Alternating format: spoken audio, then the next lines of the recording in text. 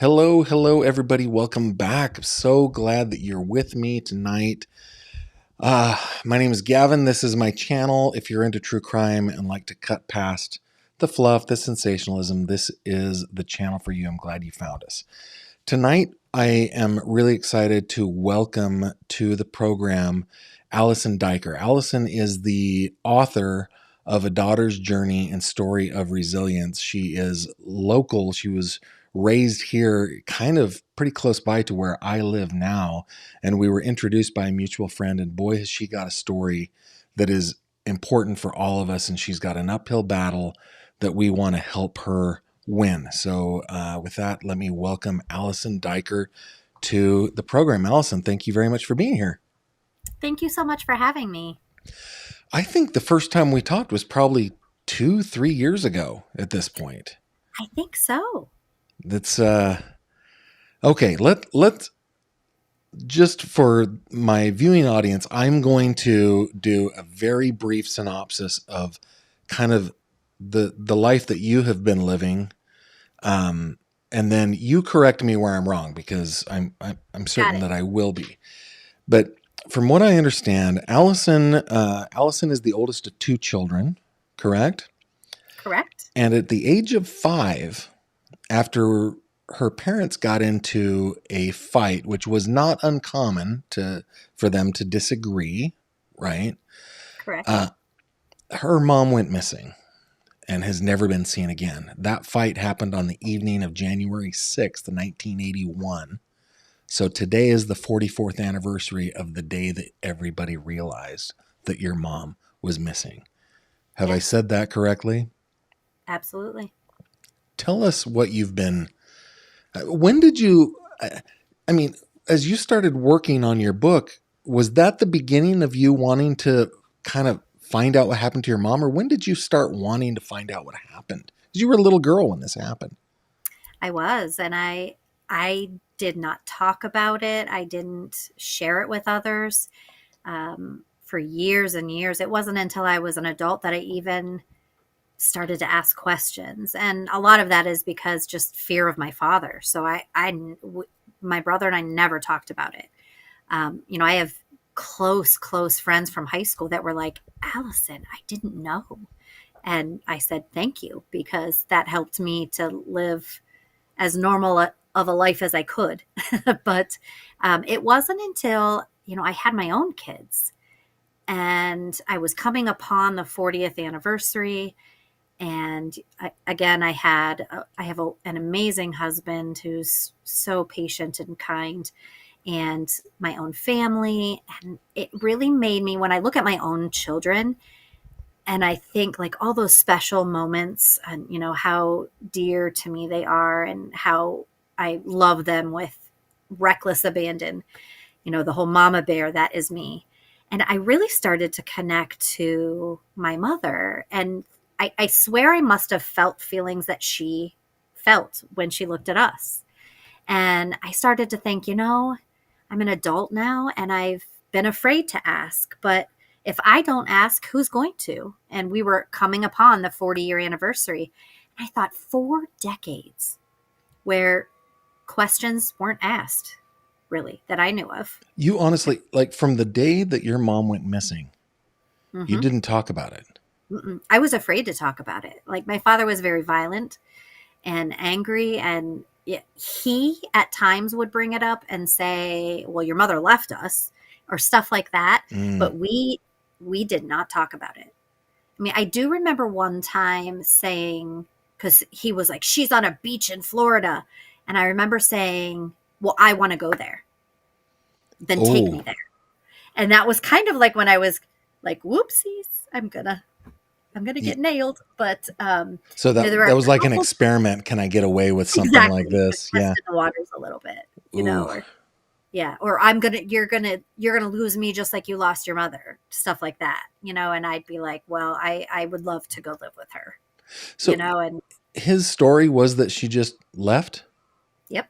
He says she found a boyfriend and she took off with a boyfriend and left us. And conveniently right after they had a giant argument.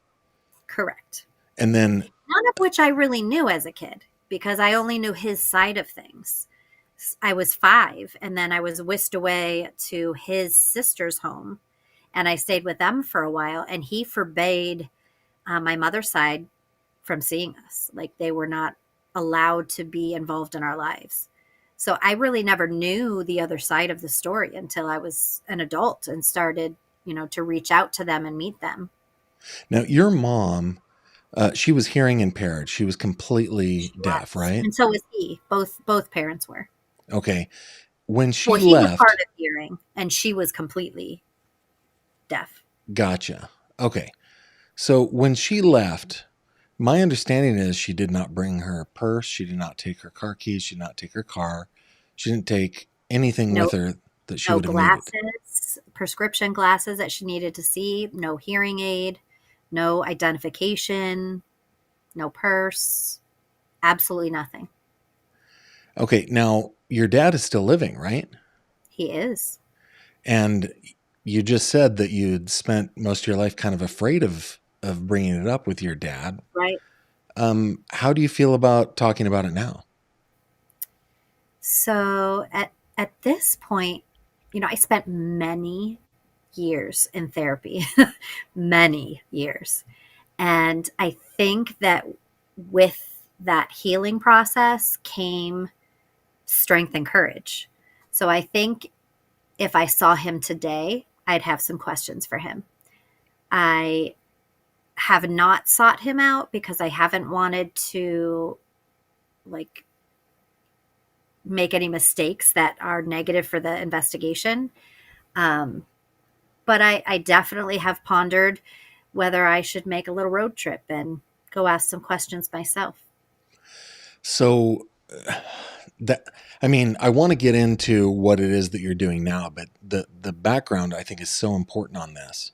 For sure. Um, when was the last time you saw your dad?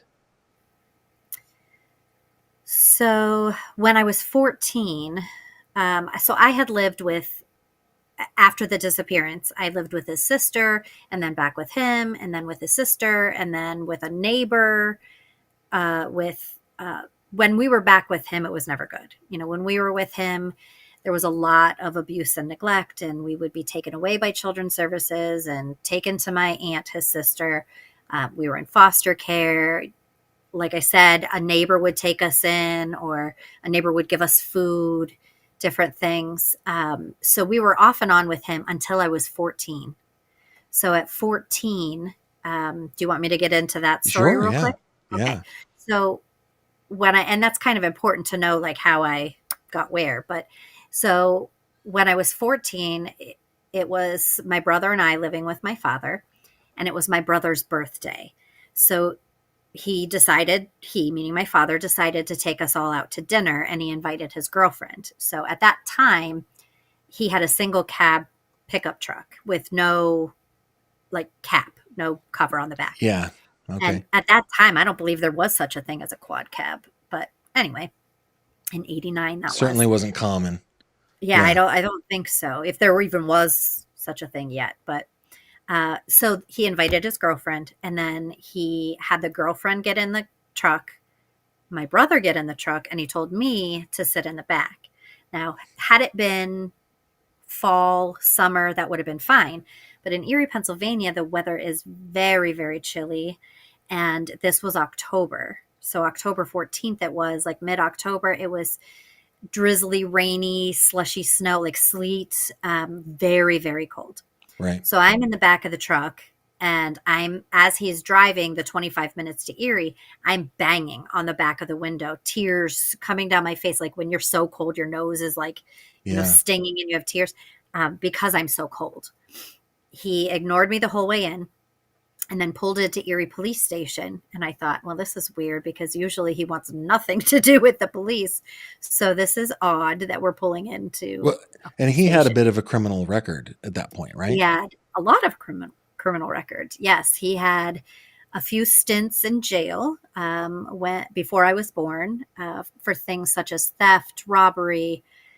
He staged a robbery in his place of employment. He worked at a bar, and literally shot a bullet through his hat, and said that he was held up at gunpoint and he had to give the robber the money.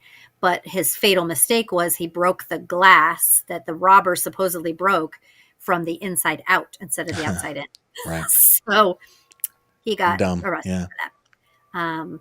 Long before he met my mother, and I never knew this until I started as an adult researching more of this story. I filed for a criminal records report, and I got a 62 or 63 page document from two counties, Erie County and Crawford County. And the Crawford County one is where we lived most of the time. So that one was full of, breaking and entering, breaking into cars, stealing tools out of garages, dumb stuff like that. And then that robbery that he staged.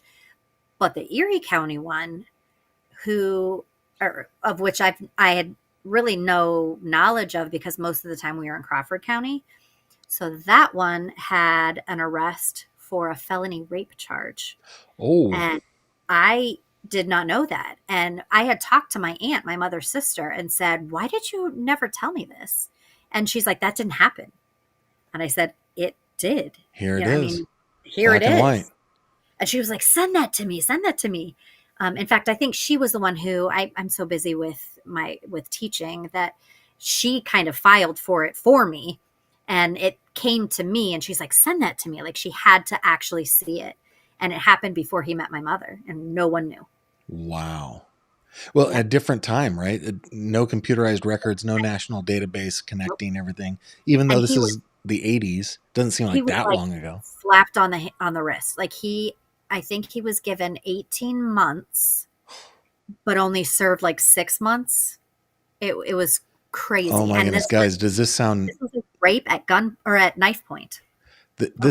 We have been going over a case out of Kentucky that's just a few years old, where a deputy sheriff was assaulting. He was essaying these women that were jailed. So he would make an agreement with them that you don't have to put on your GPS anklet if you will just do this to me. That kind of thing. He was convicted, and same thing. Served 6 months, and then off. And to me, that's the worst crime that you can commit. Absolutely. Murder is number 2 in my book. Who this happened to. Yeah. And he was caught red-handed. He's deaf, so he didn't realize how much noise he was making. And a neighbor heard her screaming, but he wouldn't have known like how loud she was. Wow. And the police caught him in the act. Like there's no denying it. Yeah. Wow. Okay. So he has this record, and then it's your brother's birthday. It's October. Okay. You're in the back of the truck. Okay. It's freezing cold, and he takes you to the police station. Right. I have no idea what he's doing because typically the police are not his friend. Also, I'm usually the interpreter. So it was odd to me that he went in without me because I would have to go and interpret. So anyway, he comes back out and he kind of finger motions for me to come with him. And I knew in my gut whatever was going on was not good, but I didn't have any idea what was happening. Yeah, you're 14. I go in. Right. So I go in and the police officer meets me in the waiting room area. And he says, can you explain to me what he's saying? I don't think I understand. And he was probably so shocked. He didn't think he was really hearing it right. So my father signs to me. I interpret to the police officer. My father says, tell him you're bad and I don't want you anymore. I'm finished with you, he says. Those are the exact words he says. Exact words. I'm finished.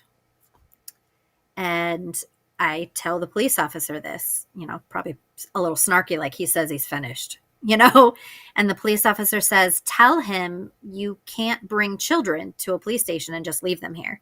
Like it doesn't work that way. We'll get you help. So it was a Friday. And he said, we'll get you help, but no one's in the office. We can't get you help till Monday. So he's going to have to take you home and we'll get help for Monday. He refuses. He says, no, I'm not taking her home. I'm finished. I'm done. So the police officer says to my 14-year-old self, well, do you have anybody you can call and stay with? And I said, no.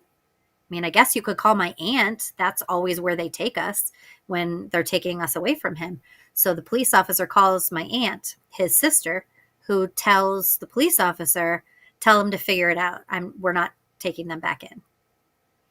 So then the police officer tells me this and says, do you have anybody else I can call?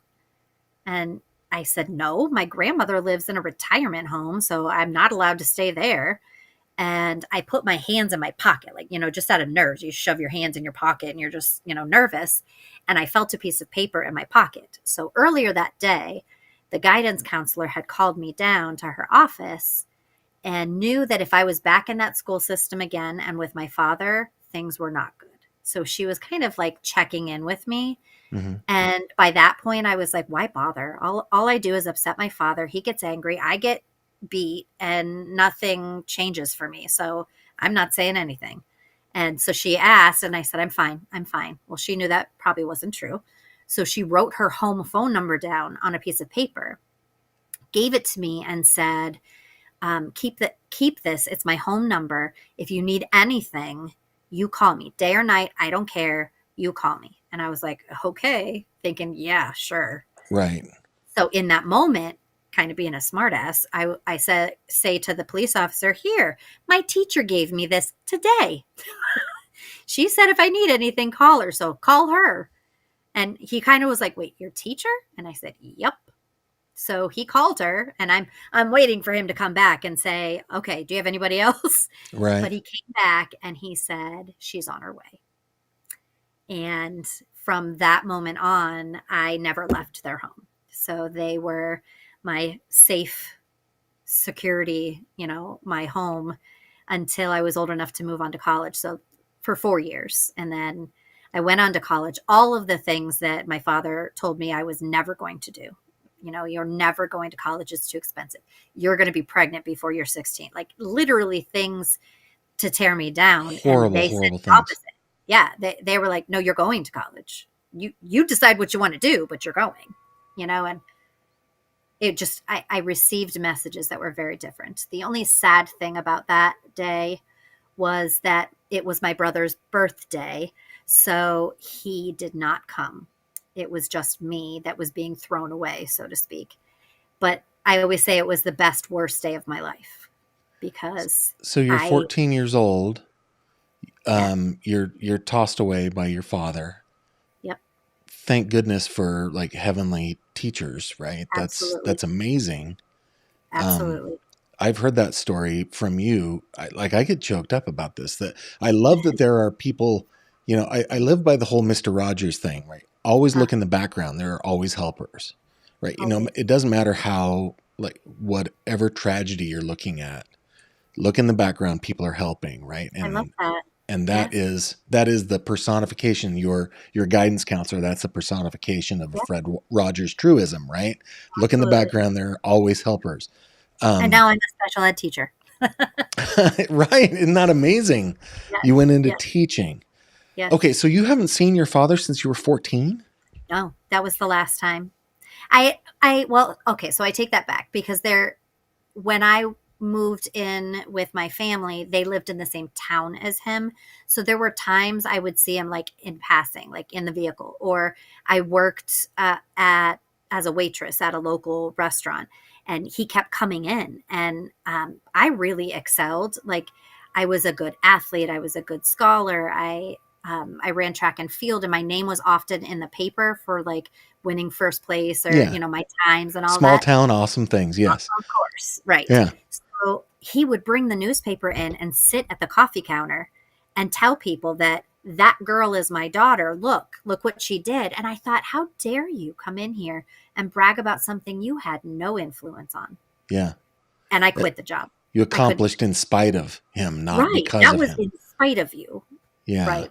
But since then, I had not. And if I did ever see him, I turned the other way and like made sure I was not face to face with him. Now I understand he lives in one of the counties where my publication publishes. You told me that, right? Yes. He lives in Clymer right now. He lives in Clymer, PA. Uh-huh. All right. Which is a pretty rural, pretty small town area. I have Yes, wondered about going and just knocking on the door as a reporter and I asking, have envisioned that many times. but Not you, but me. I've wondered about, like being, I guess, greeted with, a double barrel shotgun or something like that, right? Like, Well, so that's funny because growing up, he told me he wasn't allowed to have guns, and I never understood that. he's a felon. He's a felon. I Yeah. know that now, but he wasn't allowed to have guns, and he had a bow and arrow that he always used to tell me that he had to hide because he wasn't allowed to have it. And I never understood that until I got older. He must have thought like I don't really know what the classification of a bow and arrow is, but he told me he wasn't allowed to have it. Okay. Wow. Guys, Yeah. if you want to know the whole story, you can read it in her book, A Daughter's Journey, a story of resilience. It is linked down below. You can check that out if you're on YouTube or on Facebook. Okay. So it's been 44 years. For the last 4 years, you have been digging into the life and disappearance. Should I say maybe probable death of your mother? Is that fair to say, or Likely for sure. likely death? I believe that. I don't believe for a second that she's alive. Do you think she met her end that night, I January do. 6, 1981? I do. And I mean, a lot of people aren't comfortable pointing out or making an accusation, but is it your belief that it was your father who did that? 100%. And that is based on his character, my experience growing up with him, his violence, the many stories that I've heard from people of his violent reactions to women. There were a few different people who told me about him strangling them. There was a restraining order against a woman in the deaf club that he strangled because she asked questions about my mother. And if I were to guess, I do believe that that was how she met her end. And that is why they found no blood, nothing like that, because it's a very clean crime.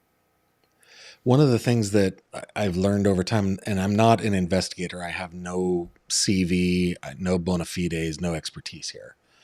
But one of the things that I've learned about the crime that your dad was convicted of, his felony, the R word we say on YouTube, because Right, we really don't like to say that word to get right. demonetized, but it's really more about control than anything. It's For more sure. it's more You're right. control than sexual. And then I've had Brian Bennett on the program. Brian is a strangulation expert, and he talks about Mm, that as well. That is a very controlling kind of interesting. crime, right? So Yeah, I'd imagine that, I mean, one of the possible scenarios is that he couldn't control her anymore. She was right, leaving, you right. know. And the night she disappeared, she intended to tell him that she was done. And so just a quick, story there is that she actually asked him to leave in October of 1980 and they were separated. He moved in with his parents. So as we approached the holiday, she felt really bad. The weather in that area is very treacherous, Yeah. and she wanted him to be able to spend the holidays with the kids and the kids with their father. So she allowed him to come back just for the holidays and then told him that when the holidays are finished, you need to go back to your parents. We're not getting back together. This is about the kids. So he agreed, appreciated that. And holidays come and go. They're fighting, she says it's time for you to go, and he refuses to leave. So now we come upon January 7th. So literally within that holiday time, the night of January 6th, she had told her father that she was going to tell Bud that she was going to leave because he told her he's not leaving, and so she knew she was going to have to. So that plays And right into that. his name is Clinton Rogers, but he always went by Bud. That Correct. was his name. Now, this is not to like victim blame at all here, but there had to be something that she saw in him that made her want to get married? I mean, we have a picture. Man, she looks beautiful and happy that day, right? He was very charming, which is, I think, how he got the name Bud. You know, he was a joker and probably made her laugh. Very charming, and I would be willing to bet that at that time, part of his controllingness was attractive because it can be misconstrued as love. Like, oh, he cares for me so much, Oh you yeah. know? Yeah, I mean, yeah. that probably felt good, not realizing how that extent would go. And, you know, in that time period, there was a lot of male chauvinism, you know, men have their Sure. role, women have their role. And I would imagine she felt very cared for and protected, but not realizing what extent that would go to. Yeah. That's I mean, one of the maybe side benefits of doing what I do is trying to learn lessons from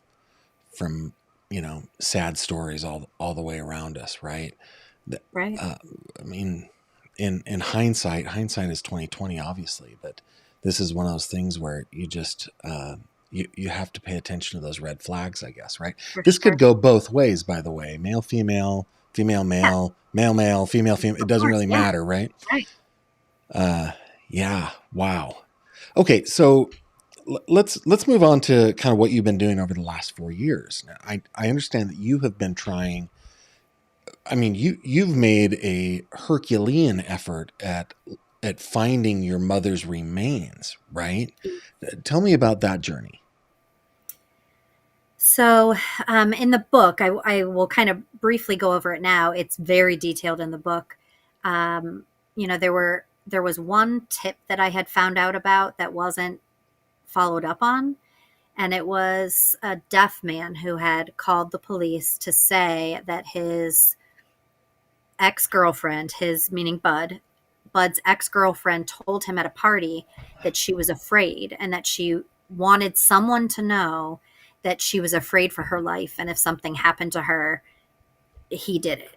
And she proceeded to tell this man, who is a deaf man and a friend of both of them, both my father and the ex girlfriend, she proceeds to tell him that they pulled up to this street, Church Road, and it's a heavily wooded area, and that my father multiple times would park there, get out, walk around, and come back.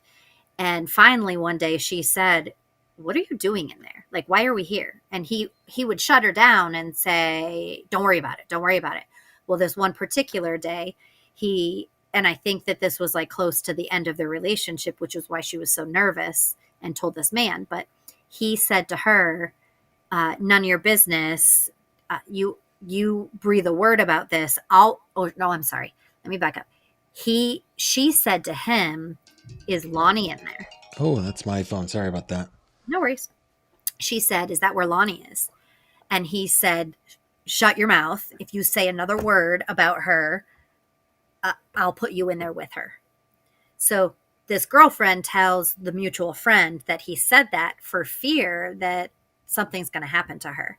They break up, and that's when she told this friend. So this friend tells the police. Now, keep in mind, he's a deaf man, so there's probably a communication Right. issue. So the deaf man tells the police that she said this. They supposedly call her in and talk to her, and she denies everything. Duh, battered woman syndrome. But Mm-hmm. she denies everything, and they disregard everything he said because she denied it, and they never did any more with it. So I find out about this by a mutual friend of this deaf man who reported it, and he tells her that, This would who be then like tells years later, right? years later as an adult. And I was like, what? So then when I found out, I asked the investigator at the time, and she verified that it was true. And I said, okay, that's not okay. Like, something, you need dogs up there. You need to rule that out. You can't just say, not a credible witness. And that's exactly what was said. So she tried, the investigator tried to get cadaver dogs, which I requested, and said, run the dogs. If they find nothing, then Okay, so be it. It's ruled out. But Yeah. it's ruled out. And her supervisor said that it wasn't a credible lead and they were not going to spend money on dogs and a search that was unfounded. So I was furious and I started a advocacy page called Justice for Lonine on Hmm. Facebook, and I posted on that page and said everything that was happening. And my thing is transparency. To me, there's too many secrets over the years, and that's why there are no answers. Too many secrets, too much, you know, secrecy and hiding behind a file and not having to say what you're really doing.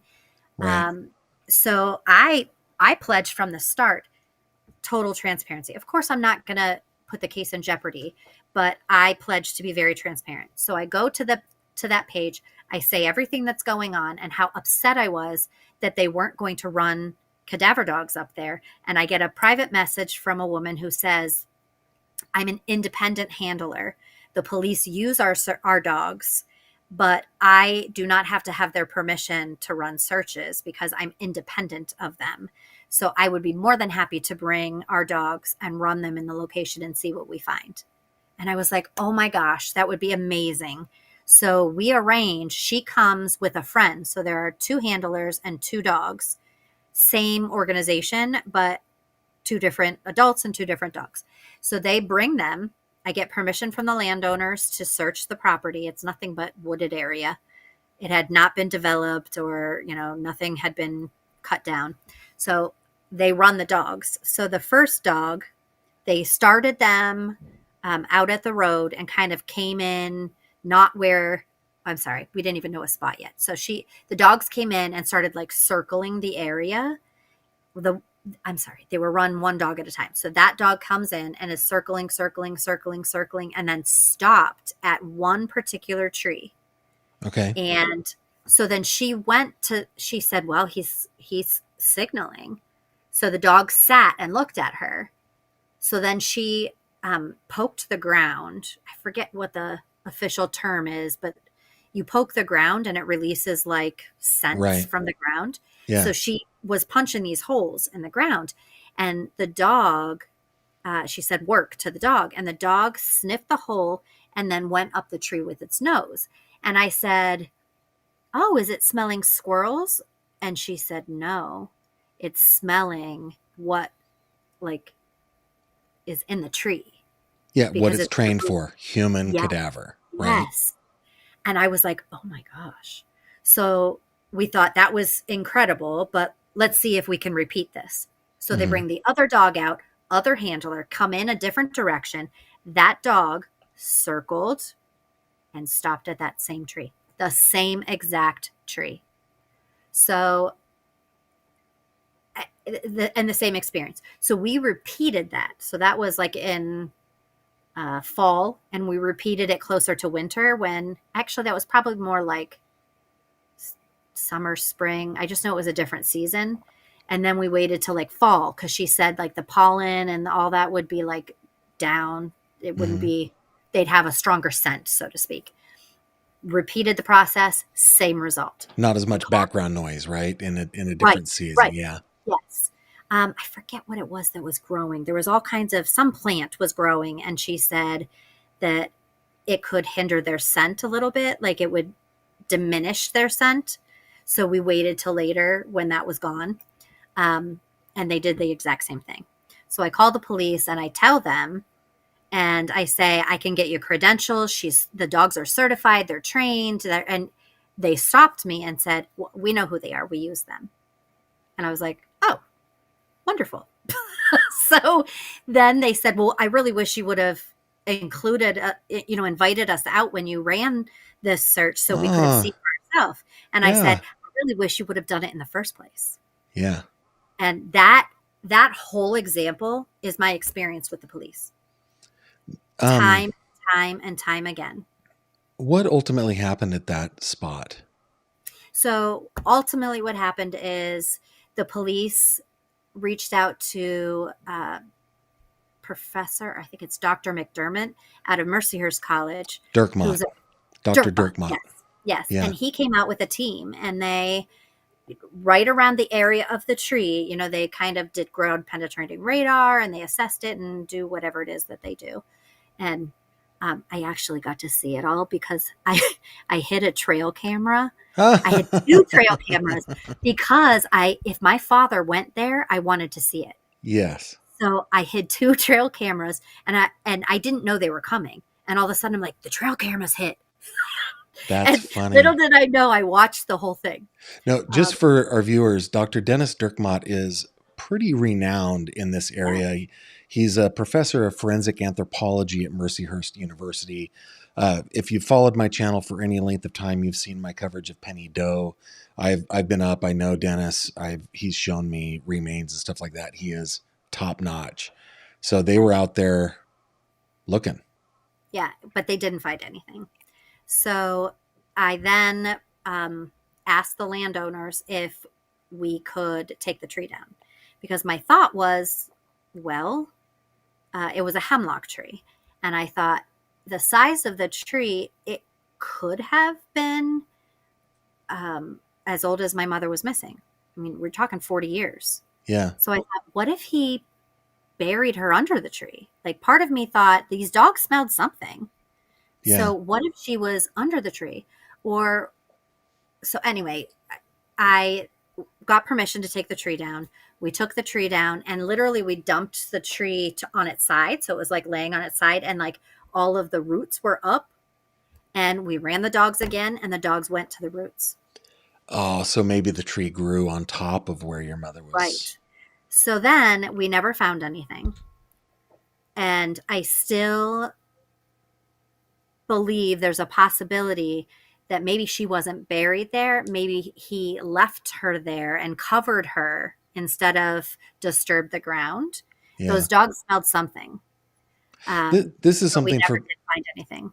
for people outside of Appalachia, let's say. This whole area, it was surprising to me. I'm a transplant from Northern California, and we pride ourselves. Sacramento is Tree City, USA, and I thought I knew what it looked like where there are a lot of trees. No, Western Pennsylvania is a giant forest with little tiny towns cut out of it.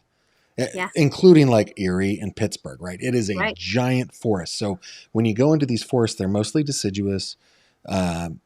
Sometimes they'll have hemlock and stuff like that in there that are evergreen trees, but they're thick, they're dense, and if you were a murderer or a serial killer or something like that, living in this area would be a good place to dispose of bodies because it's damp, it gets hot, things break down really, really quickly. People are used to the odor of decomposing deer and bears and stuff For like sure. that, right? So but those dogs were human cadaver dogs, but we didn't. Yeah. I mean, this is the extent that you will go to try to find answers to your question of what happened to your mom, right? Absolutely.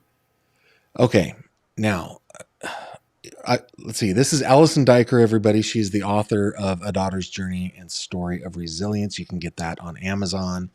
I put a link down in the description below.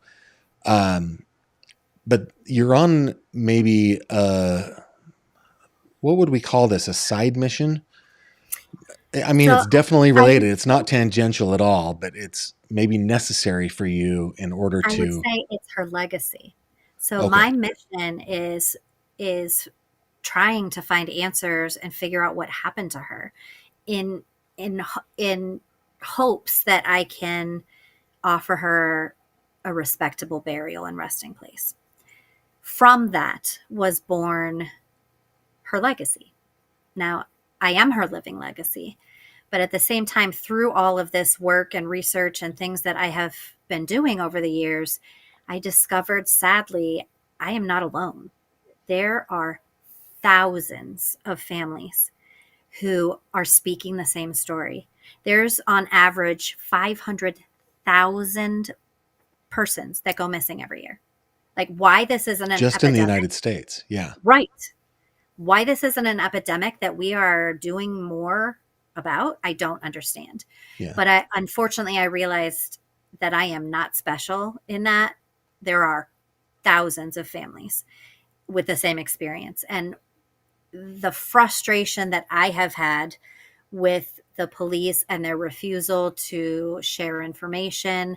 I fought for access to the file because I was 5 when this happened.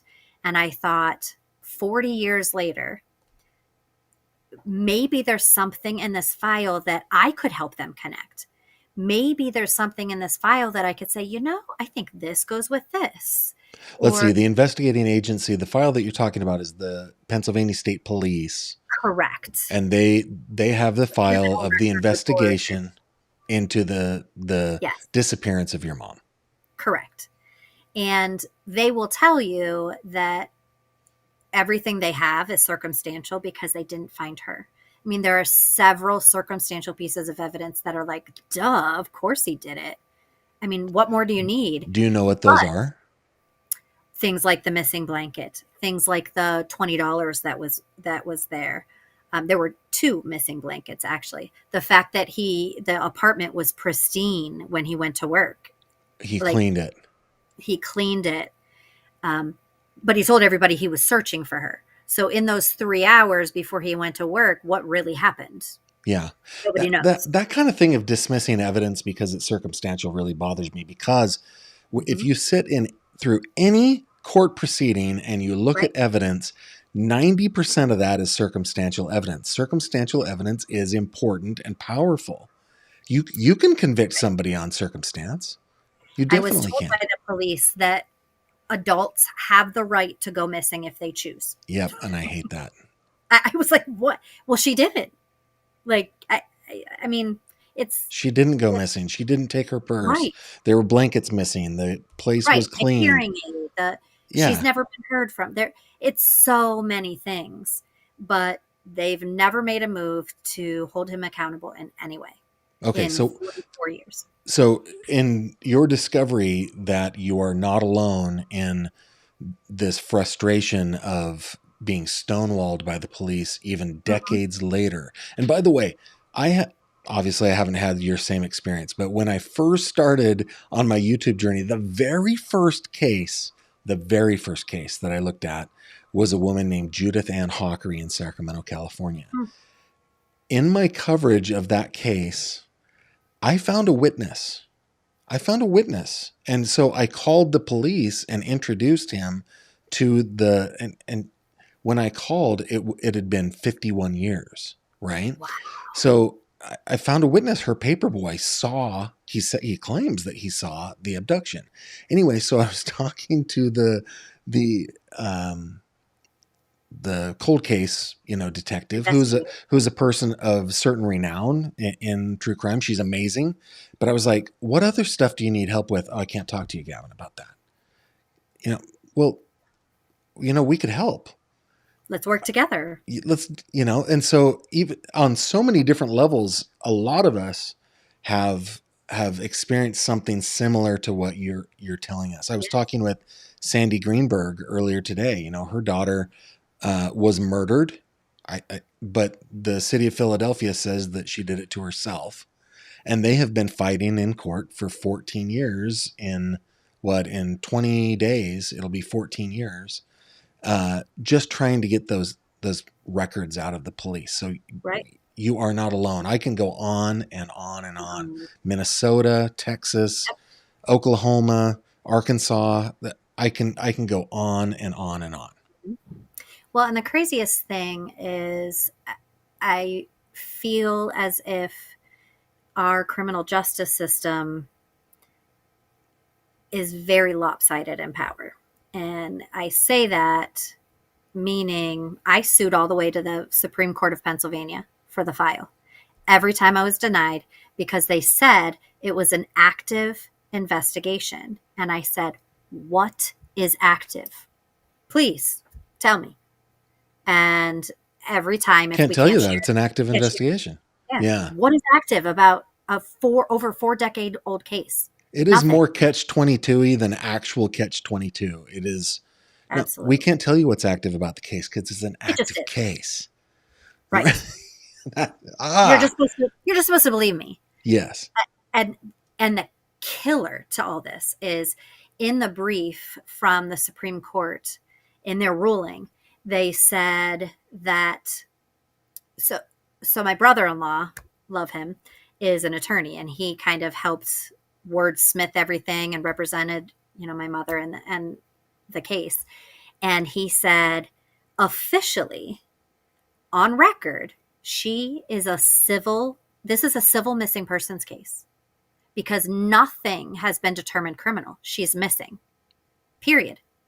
And I have several newspaper articles where detectives were interviewed, and literally in print, it says that it's a civil missing persons case. So that was No the criminal investigation. right. Okay. So that was the argument. If it's a civil missing persons case, then you have no right to withhold this file from me. The right to know, Yes. You have no right withholding it if it's a civil case. And so we sued all the way to the Supreme Court, and they said, because the case has the potential to be a criminal case, they're justifying withholding the file from me. Yeah. Everything has potential to be anything else. Yes. Like, what kind of answer is that? Yeah. But again, what can I do? There's nothing I can do. Well, the Pennsylvania right to know law, just for the sake of, and by the way, I want to point this out. This is Allison Dykers. She's the author of A Daughter's Journey and Story of Resilience. And I want to point out, guys, use GF in the comments section so that I can see your comments. If you have any questions for Allison, we're going to get to a little Q&A session here in just a few minutes. But for the benefit of, this better than almost anyone, but for the benefit of the people that are watching, the Pennsylvania right to know law was signed into law in, I think, 2008, and it was an attempt to right the wrong of Pennsylvania being the worst, the least transparent state in the union when it came to open records, open meetings, things like that. So they were trying to right all of the wrongs, but they wrote the worst law. It is still, in my opinion, among the worst in the nation. There are a couple of others that are like New York's freedom of information law is horrible. But I mean, I think those two are probably the bottom of the barrel, right? It's just a horrible, horrible law, and something needs to change. There are so many things that need to change, but you're working to change one thing. What is it that you're working to change? So I am in the process, the very beginning stages of trying to create legislation called Lonnie's Law.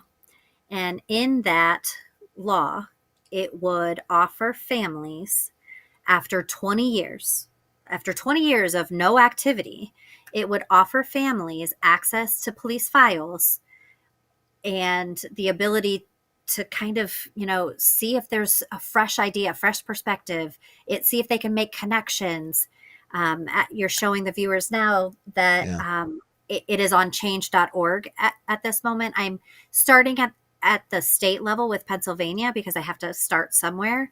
But I really do hope that this becomes a national law, that there's nothing active after 20 years. And I feel like police can hide behind this, active investigation and not do their jobs. And I can tell you, I can't even count how many times I would call and say, what have you done lately? And I was told, well, I'm really busy with all these other cases. Hey, did you hear about this case? And, it's taken a lot of my time. And I'm like, I don't care. I don't care what you're doing for somebody else.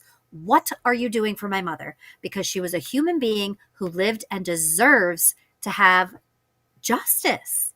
Yeah. But these cases are piled on top of an already full, caseload as an extra case. There's no missing person detective. There's no one person who does cold cases, at least not in this area.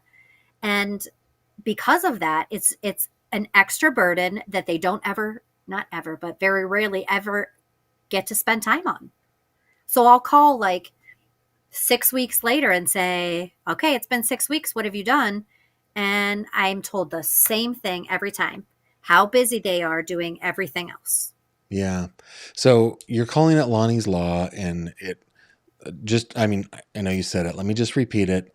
Sure. Lonnie's Law would make it so that after 20 years, members of the missing person's family would get access to the file. They wouldn't be able to photocopy it. They wouldn't be able to take it out of police custody. They would just be able to look at the file, take some notes, and then perhaps be able to offer something, maybe fill in some gaps, for Right. the sake of the case. That's it. Of moving the case forward. Like, don't you want to try a new perspective if decades have gone by and you've not gotten anywhere? Doesn't it make sense to try something different? Yeah. Yeah. And there are, I mean, I know that in the state of Pennsylvania, there are missing persons cases dating back almost to, the land grant of William Penn. It goes I way, believe it. way, way Yeah. back, right? Um, but it does, for example, I know that the state of Minnesota, I think that they are a shining beacon for the rest of these United States, these fruited plains. The state of Minnesota, their open records laws they have exceptions to open records laws like active investigations and all that stuff. But at 30 years, everything becomes public. It's like the FBI's 50-year thing, right? At 50 Yeah. years, it just becomes public. And that is something that should just exist. Right. Just let's just agree on a time, an expiration date, and then everything is public. And It's the whole I think back to my college days in political science. Absolute power corrupts absolutely. I, yes, you have no checks and balances of any sort, and this country was built on that yeah. premise, but it doesn't exist in our legal system. No, I was in a hearing in the Ellen Greenberg case, I don't know, a year ago, something like that, where her parents, it's a little different than your mom, but this has stuck with me, where they were asking for, like, the city was saying that their daughter took her own life. Therefore, there's no crime. So give us your investigation because there's no crime. Kind of what's happening with your mom, right? And the city just refused and refused and refused. And finally, in a lawsuit, I was sitting in this hearing, and this judge, bless her, Judge Carpenter, Linda Carpenter. Oh my goodness, I don't know you, but I love you. She goes, somebody has to be able to tell the police department that they're doing something wrong. Somebody has to have the power to tell the police department that they must do that thing. I believe I am that person. And if you disagree, take me up on appeal. And I was like, Yes. thank you. Right. I love you. Yeah, yes. Thank you. That's one of those things. Like there has to be somebody who can just say, as somebody at the Commonwealth Court, you know what? I think that person is me. Take me up on appeal and see if I'm wrong. Yeah, right. Yeah, that's man. Okay, let's go to a couple of comments. I'm just going to scroll through here, see what people are saying. Let's see. I have to hide this, bring this up. Okay, I've got all these fancy buttons, everybody. Here we have Peppermint. Gavin, thank you both for the stream tonight. You are so very strong, Allison. I want you to see Collier Landry's stream. Oh my goodness. Collier Landry is a person who I know. I'm gonna write it down. He had to testify against his father that his father killed his mother. Oh, I watched that. Isn't He's it the like best. a movie or a show or It something? became a movie. Yes. I saw it. Yes. Yeah. I don't know if you care to have an introduction to Collier, but I could do that. I would love to. I actually tried to find him after I watched it. Like, I could not believe. Yeah. I can do that.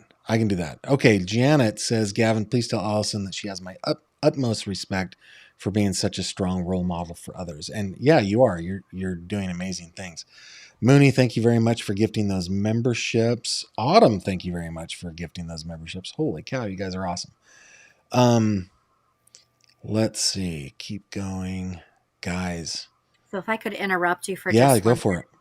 So this man right here is my husband.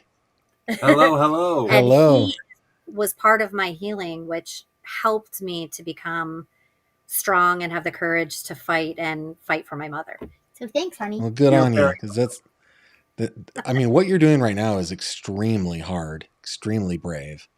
So yeah, good on you both for doing that. Thank it's you. it's been rough, but it's been a joy to watch her do what she does. She's very, very, very tenacious. Like it's actually comical to listen to her talk to the police when she's got questions and they haven't done anything. I work from home, so she'll be on the phone with the I forget the officer's name, but one of the officers, and Probably can't just say it. yeah, right. It just say like the things that come out of her mouth about what she's doing and what they haven't done is just amazing. And I'm glad that I have been her rock in her support, and I've given her everything that she needs to help solve this case. And she wouldn't be here without the love that I've given her, because I think when we first started dating and before we got married, she was very tentative and she was very shy and she was very I beat him up at night because I had PTSD so yeah, bad. Oh yeah. my And goodness. so when she was going through therapy, and then when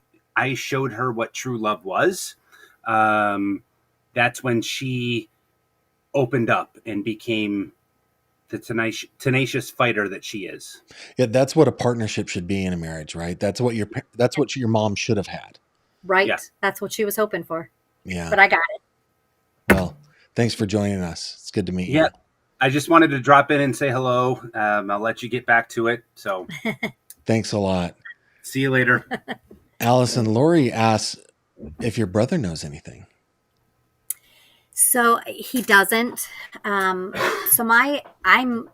the go-getter.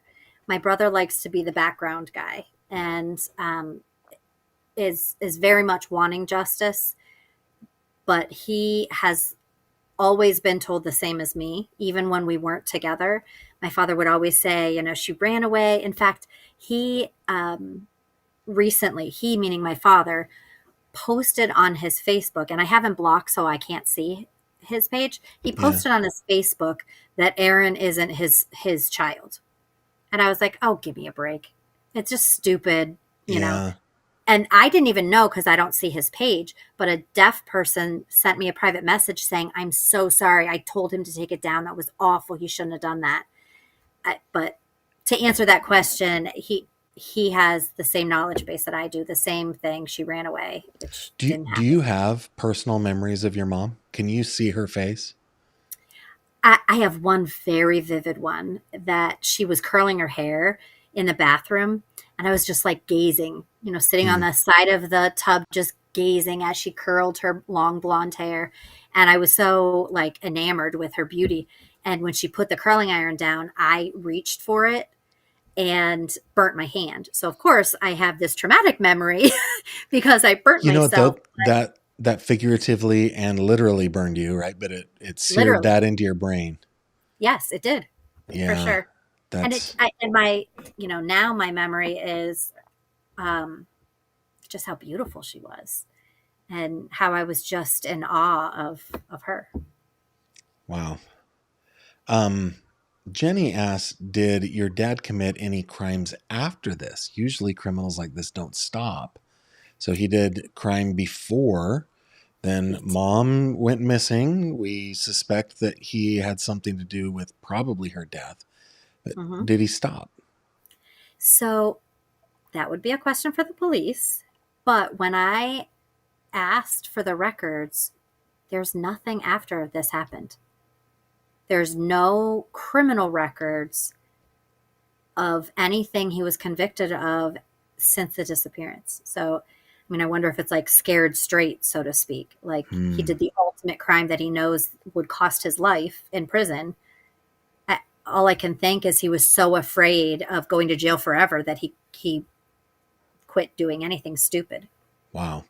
Mooney, the link to the change.org petition should already be in the description box. Also a link to the book on Amazon. Let's see. Mooney asks, what special ed grades do you teach? Kindergarten. I love them so much. And think about it. When my mother disappeared, I was 5. I And was about to kindergarten say is that. 5 and 6. Yep, It's a very important time. it is. Very important time. So this question from Lily is, are you in touch with your brother? How's he doing? He doesn't live near me. We're several states away from each other. So I don't see him. And we grew up basically not together. So we're not close, but we do, text or Facebook message or talk from time to time. Because we're so far away from each other, we're not in this in it's not possible for us to spend time together in Right. person, but we do talk. Okay. A lot of people are asking that if you reconnected with your brother. Autumn thanks your husband for being here. That was pretty cool for him to drop in. Yeah, another one saying late arrival, but this case reminds me of Collier Landry's case. Yeah, I'll arrange that intro. I would love that because I watched the movie and I was like, I have to find this kid. Yeah. Oh, he's Well, adult now. he's pretty impressive guy. Pretty impressive guy I would indeed. love to be connected with him. Let's I'm playing with my buttons and everything here. I think that's all the questions that have come in. Let's see. There's one comment here. Give me a second. Allison possesses a big heart, great sense of loyalty to her mother. Yeah. I mean, that's, I don't know that even if you never knew and I know that you did, but even if you hadn't known your mother, there's still a connection, right? We would all feel. I mean, I didn't really know. I mean, at 5, yeah, that was my last connection to her. So I lived much more of my life without her. Yeah. But I feel like there's something innate that is within you that is part of her. Like, I feel like the fighter spirit that I have right now to fight for her came from her. It is her. And people that knew her who meet me say, like, I talk with my hands, they're like, you're just like her, your mannerisms, like the way, I don't know, the way I say things, do things, whatever, remind them of her. And I think, how could that be? I didn't even grow up with her. Isn't that crazy? Right. But it's still there. It's definitely there. Well, I guess a quick call to action here, guys. Definitely go and grab the book on Amazon. Definitely do that. It's a good read. The other thing is definitely go to change.org and sign the petition. I'd imagine, Allison, that as you have updates in your efforts to pass Lonnie's Law, you will add updates there. So if you have signed the petition, you will receive those updates. And I also have a Facebook page, Justice for Lonine. And I should have brought that up. Yeah. That's where I post like the daily ongoing things. Like I posted that I would be on here today and how you can get in, and the day-to-day happenings within this case, I post on there. Yeah. So it's just search for Justice for Lonine right there. And this is what it looks like. That's what you'll be looking for, guys. And there's plenty of discussion, lots of activity on the page. So definitely go check that out as well. And then if you are in the great Commonwealth of Pennsylvania that has some shortcomings when it comes to their open records and open meetings laws, I mean, I just put in a right to know law request today that I have no chance of winning, but I just I'm putting it in. Right. But if you live in the Commonwealth, please sign the petition, follow her on Facebook so that you know when there is some action that you can take.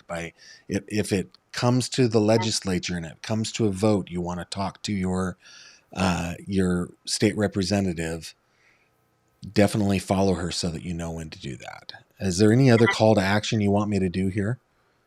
Well, I'm also looking for legislative support. Like I need, I'm currently sending out letters and I'm arranging to make appointments to speak with legislation. But like I have to have a sponsor that is a representative in order to move this forward. So Right. I beg, any legislators to take an interest, read it, and think about, the people that they represent. I'm just one of thousands of people who are dealing with this. And on top of the loss of losing my mother, I Right. have the loss of any chance of finding her because they just plain old won't share anything. So I've told you offline I'm going to make some introductions to you. My representative is a guy named Lee James. He's a good guy. Josh Bashline out there in Armstrong, Clarion County is a good guy. We'll make some introductions. But if you're watching this and you can make an introduction to Allison for a representative that she should talk to sponsor or co-sponsor this bill, please reach out to her through Justice for Lanine. Please do that. She definitely needs that legislative support. And I have to tell you, Allison, I mean, if there's a silver lining here, in rural Pennsylvania, we all know our representatives, right? We like run into them at the YMCA and at the Right. restaurants. So we know them. So if anybody's watching from Western PA and I know that you know your rep, talk to them about it and introduce them to Allison. All right. Thanks for joining me, Allison. I really appreciate that. Hopefully we'll have you back on sometime as this law is moving I forward in the House. appreciate that. Yeah. If I could just leave one thing, I feel like kind of like the end piece to this is I do know that this is a mystery. I do know that she's missing, that we don't know what happened. And I do realistically understand that it is very possible that I never will know. But what I do know is that I have come to know my mother in such a way that I never would have had I not engaged in trying to find her. And I know I'm not alone in the struggles that I have had. And my life, if you read the book, was beyond traumatic. I always say it's like a Lifetime movie on crack. Like it's just crazy. But in the end, like I have friends who have started to read the book and put it down and said it's so sad. I can't read it. And I said, but in the end, But if you can I win. And in the end, my mother wins because I became a positive influence in society. And her legacy is not going to be the missing person. Her legacy is, I hope to start Lonnie's Law. I'm speaking on her behalf. And I hope that I'm giving courage and inspiration to other people that are dealing with similar things that I am, and to know that they're not alone. And I wholeheartedly want to reach out to families dealing with the same thing and say, you're not alone. And we're in this together, and I'm going to keep fighting. And her legacy is Lonnie's Law and this fight. Well, thank you for that. And thanks for being here. We will check in with you as often. I hope that there are updates often, and then Allison, offline, you and I can make these introductions. I'm happy to do that. All right. Hey guys, before we go, let me just, this is my rep right there, Lee James. Let me just tell you a couple things. Tomorrow's live stream has been postponed an hour. It'll start at 8:30 instead of 7:30. And the reason for that is that I'm going to be guesting over on Surviving the Survivor, which starts at 7 o'clock, talking about the Judge Mullins case, the same case. So please join me over on Surviving the Survivor at 7 o'clock. I'd give you a link, but we don't have it quite yet. And then back over here on the channel tomorrow at 8:30 to finish up listening to the testimony of the late Jennifer Hill, who was a victim of Ben Fields. And then we will continue our week looking at the lawsuits that are going back and forth in the Blake Lively, Justin Baldoni saga, and then back to Madeline Soto on Friday. So we've got a lot going for the rest of the week. Please join me. Remember, you can always contact me over here on the website. Just go to gavinfish.com and click on this little icon right there. Remember, we've always got true crime headlines. They're publishing every day on the website and over on CrimeCod. While you're on CrimeCod, you can sign up for my newsletter. It's free, it's easy to unsubscribe, and I don't spam you. And then lastly, while you're looking at Justice for Lanine, I will put a link, or Jamie, if you're on here, will you put a link to Justice for Lanine over on the Fish Tank, which is my group. Please join us there if you're on Facebook and that's your deal. All right. With that, I will bid you adieu. Thank you very much for being here, and I will see you at a later time than normal tomorrow night, 8:30 Eastern, or a little earlier at 7 p.m. Eastern over on Surviving the Survivor. Good night. Thank you very much for watching this video. If you liked what you saw, please consider subscribing. And if you have any questions or comments, please leave them below.